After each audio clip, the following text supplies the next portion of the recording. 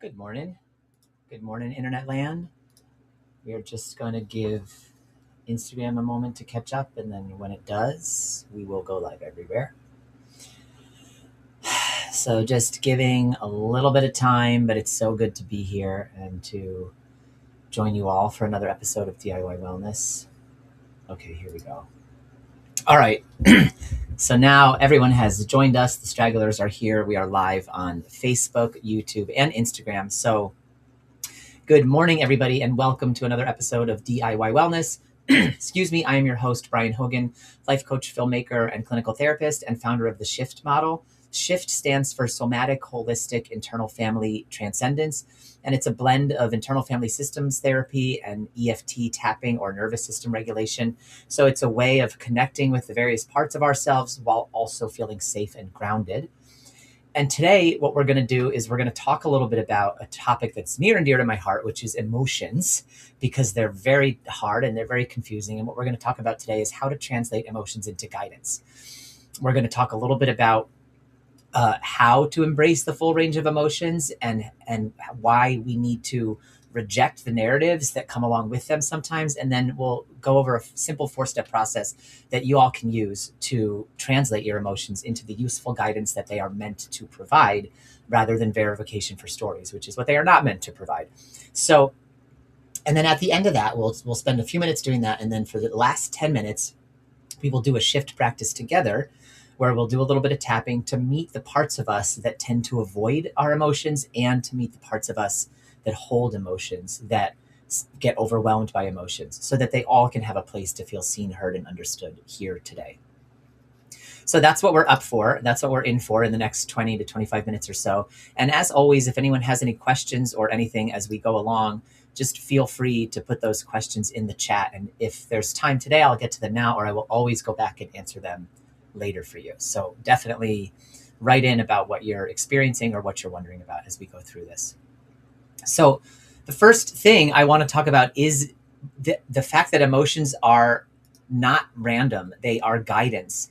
So we want to learn today how to translate emotions into guidance. And the first point to understand is that emotions do not verify stories. They reveal unmet needs.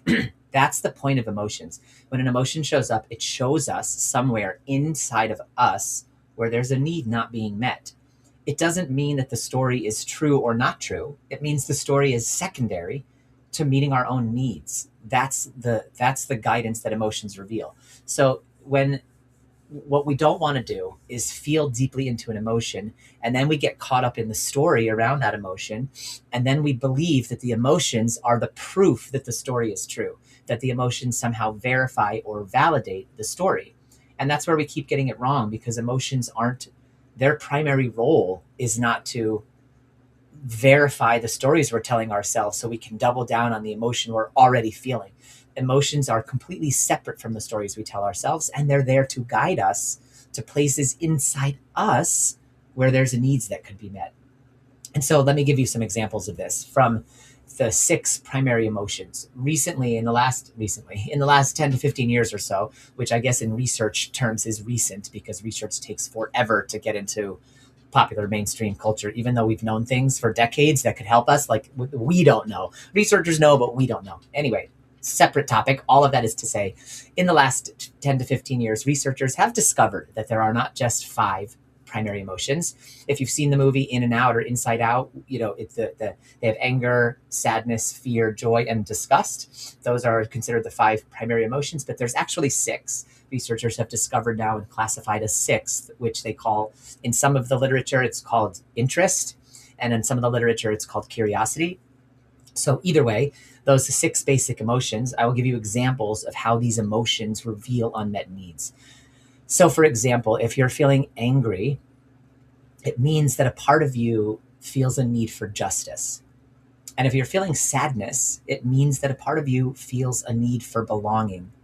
And there are shades of this. If you're feeling deep grief, a part of you needs to process something you've lost, like a place where you used to feel like you belonged. And so sadness is connected to belonging the way anger is connected to injustice. And fear, when fear shows up, it means part of you feels unsafe, that there's a need for safety there. When you're feeling disgust, It means that part of you feels it needs to reject, repel, or walk away from something. Joy means that part of you needs to spread, to overflow, to inspire. Joy wants to spread. And curiosity means that a part of you needs to know, that it needs to understand, or that it needs to let go. That's what the emotions are revealing. So when you feel yourself caught in an emotional storm, instead of going, what does this mean? Where did this come from? Who's to blame? How did I feel? Why do I feel this way? And then we get caught up in the story. Instead, we want to go, I'm not feeling myself. I'm not feeling 100% myself, no matter what that means. Angry, sad, fear, disgust, it doesn't matter. And you say, what does this mean I need? What is this revealing that I need? and in that moment, we start to have the guidance. So what I want to do now is, now that we understand that emotions are not meant to verify stories, but instead they're meant to reveal an unmet need inside of us, what I want to do now is provide you guys this simple 4-step process that you can use to translate, to actually translate the emotions. And so step 1 is really, this is a toughie, but it's to embrace the full range of what you are feeling. This is actually what gives us the compass reading, the full accurate truth of how we feel. And it's hard to do this because we've been taught not to do it by our culture. We've been taught to avoid emotions, to suppress emotions, to get through the emotions, whatever that means. But feeling them fully is a prerequisite to benefiting from the full range of them, and it's a prerequisite to benefiting from their guidance. And to feel the full range of emotions simply means to tell yourself the truth when you feel some kind of way. It's like the Bible says, the truth shall set you free. You shall know the truth, and the truth shall set you free. I personally do not believe that means you shall know the truth about one specific type of deity, and then that one specific type of deity shall set you free. I believe it's talking about something way more functional about the nature of reality. And what it's talking about is that when you tell yourself the truth, when you know the truth about your current moment, your present moment experience, then that truth, being rooted in it, sets you free. So that looks like saying, for example, oh, I feel really angry right now, or oh, that wasn't fair, or oh, wow, there's a wave of sadness here, or whatever it is. Just telling yourself the truth. I feel sad. I feel jealous. I feel angry. Whatever it is, that's step 1. You're embracing the full range of what you're feeling. It's hard. It's counterintuitive because our culture is not intuitive and has taught us the wrong things. And it's also countercultural. So it makes you a badass and an artist to embrace the full range of your emotions. So number 2, once you've done that, once you're rooted in the truth of how you feel, step 2 is to reject the urgently needing to be solved story of the mind. This is what, if we reject the urgently needing to be solved story of the mind, that is what allows us to actually feel the reading, because we're getting a compass reading, which is anger, sadness, joy, disgust, curiosity, frustration, whatever the compass reading is. And then immediately instead it gets covered over by a story of the mind. Well, that's because they cut me off in traffic, or that's because they spoke back to me, or whatever the that's because is it's a distraction. It doesn't matter if it's true or not true. It's a distraction from tuning into the guidance of the emotions. You can get to the bottom of whether your urgently needing to be solved story of the mind is true or not true later, when you're not feeling caught in the throes of your emotions. But right now, when you're feeling caught in the throes of your emotions, translate them, find the guidance, meet the need, and feel better. And when you feel better, the story of the mind may shift a little. It may change a little. It may become more deeply rooted. Either way, it will be a more accurate connection to your emotions than the urgently needing to be solved story of the mind that comes up as soon as you feel an emotion. So step 1, feel the emotion, fully embrace it, tell yourself the truth about it. And then step 2, reject the urgently needing to be solved story of the mind that comes instantly on the heels of that emotion. They come instantaneously, and we have to go, I doubt that. I'm not doubting the veracity of it. I'm doubting its immediate relevance to my situation right now. It might be true, and we can work that out later. But right now, it's secondary to me feeling better. I want to meet my needs. I want to translate the emotions into guidance and meet my needs. And so then step 3, step 1, tell the truth. Step 2, reject the story of the mind. And then step 3, allow the quieter truth of what feels more deeply missing to emerge, because something's missing. There's an unmet need. This itself is the actual guidance.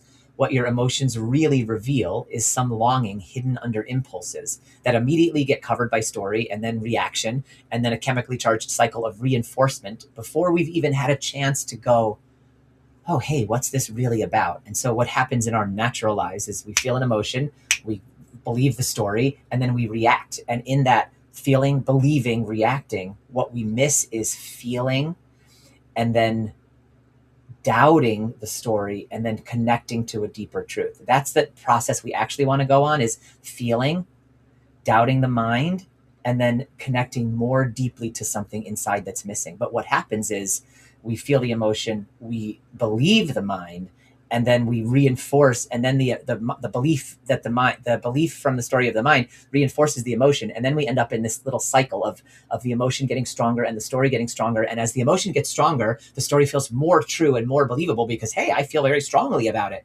And so suddenly we're in this place that's the opposite of what the emotion was trying to get us to do. We think emotions mean validate story, but emotions mean check myself for a place where I have an unmet need. It's self-compassion driven. To translate emotions, we have to be connected to self-compassion so that we can say, oh, what do I need right now? And that we don't immediately knee-jerk think that what we need is somehow secondary to the story of the mind or to what other people need. If we're going to translate emotions successfully, then we have to care about what we need, and we have to care about meeting it, because that's what emotions are trying to give us, is the language to help us meet our needs. And if we see them in some other way, like these are verification for the proof of my narratives, then we're going to miss the guidance inside them altogether.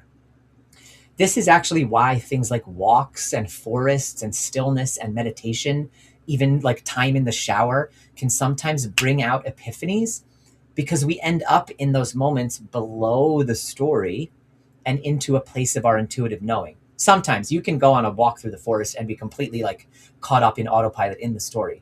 But if you can go to the place of telling yourself the truth about your emotions, and then knowing that you're going to doubt the story, and knowing that whatever your mind feverishly puts out there as soon as you start embracing the emotion, that that's secondary and it's not relevant right now, then you become able to ignore it for that moment. I don't mean ignore it as in suppress it. I mean, allow it not to grab your focus. Ignore it in that sense. Like, you let it not grab your focus, and then you can stay focused on the emotion, the harder thing.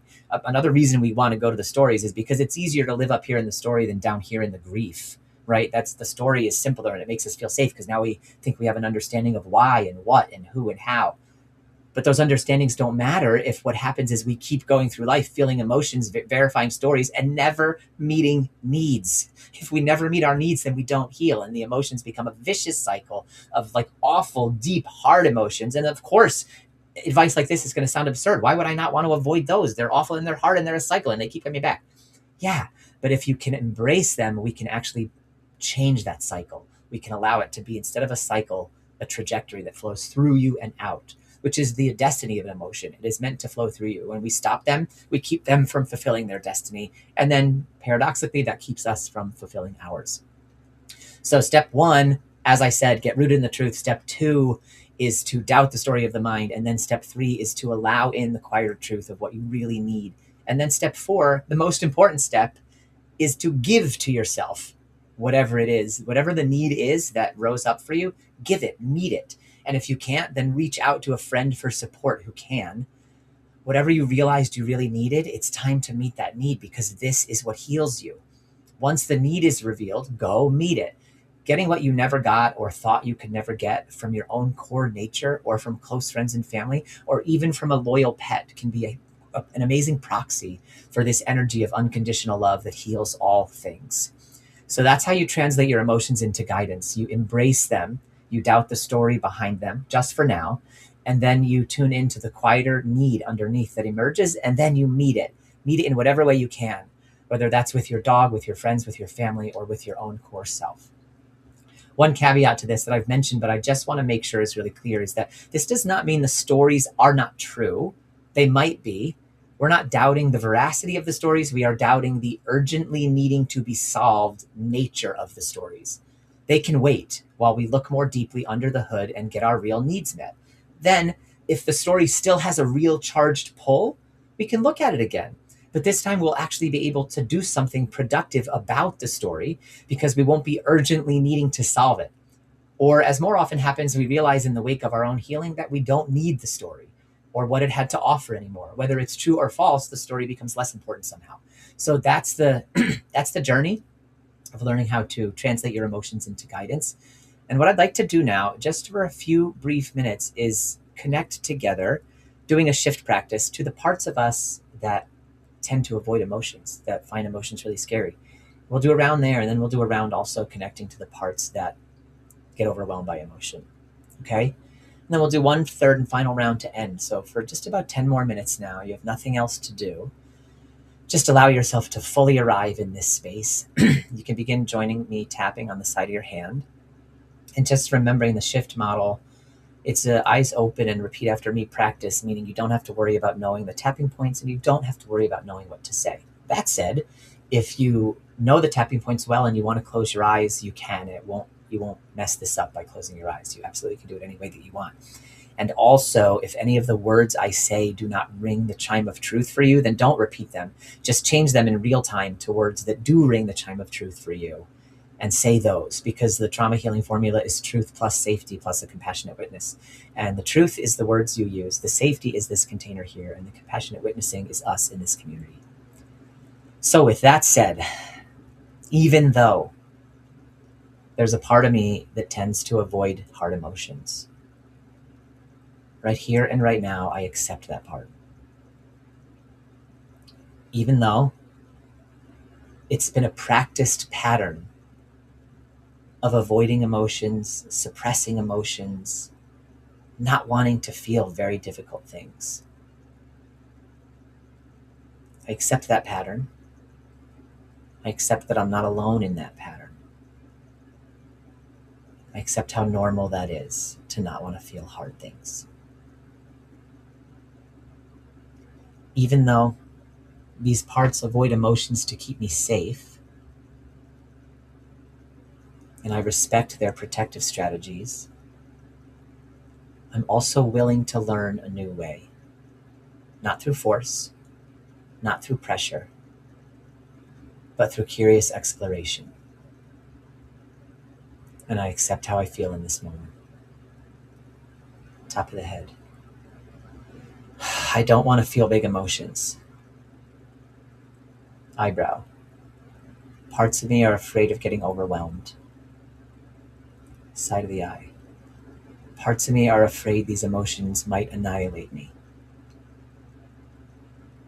Anger, outrage, this grief and sadness. Chin, injustice and despair. Collarbone. Sometimes the world looks bleak, and that brings up emotions. And sometimes it's hard to feel them fully.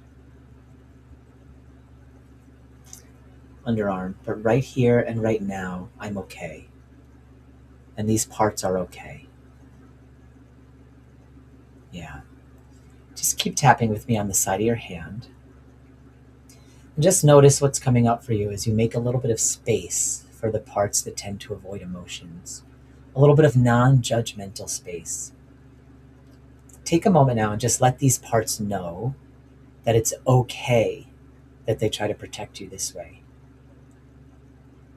And let them know if it feels genuine, that it makes sense to you why they operate this way. Just see how they respond.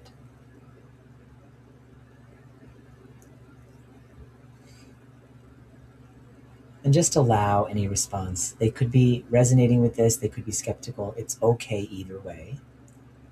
What's important is just that you remain present with them either way. Yeah, you're welcome here. Parts that avoid emotions, you are welcome here. You can stay. We can contain you too, and you can stay. Now what I'd like to do is we're going to tap a little bit and connect with the parts that get overwhelmed by emotions, that hold a lot of emotion. So even though there are parts of me that hold some deep emotions, I accept these parts. Even though there are parts that get overwhelmed by emotion, And sometimes there's a deep reservoir of pain in there. Right here and right now, I accept those feelings. Even though parts hold lots of big emotions, I know my parts cannot overwhelm me. And I ask my parts right now not to overwhelm me, but just to allow me to feel in spoonfuls a little bit of what they've been holding, so I can understand and so I can be there with them. Just whatever amount feels safe, and I accept how this feels in this moment. Top of the head. Feeling big emotions is painful. Eyebrow. This part holding sadness. Side of the eye. This part holding anger. Under the eye. This part holding fear. Under the nose. All of my parts are welcome. Chin. All of my emotions are welcome. Collarbone. You can stay. Anger, frustration, sadness. You can stay. For now, you can stay. I want to get to know you better. Underarm. And right here and right now, I am perfectly safe. Okay, stop tapping there and place your hands over your heart like this. And if it feels aligned, you can close your eyes and take a nice, slow, deep breath in through the nose and a longer, slower exhale through pursed lips like this.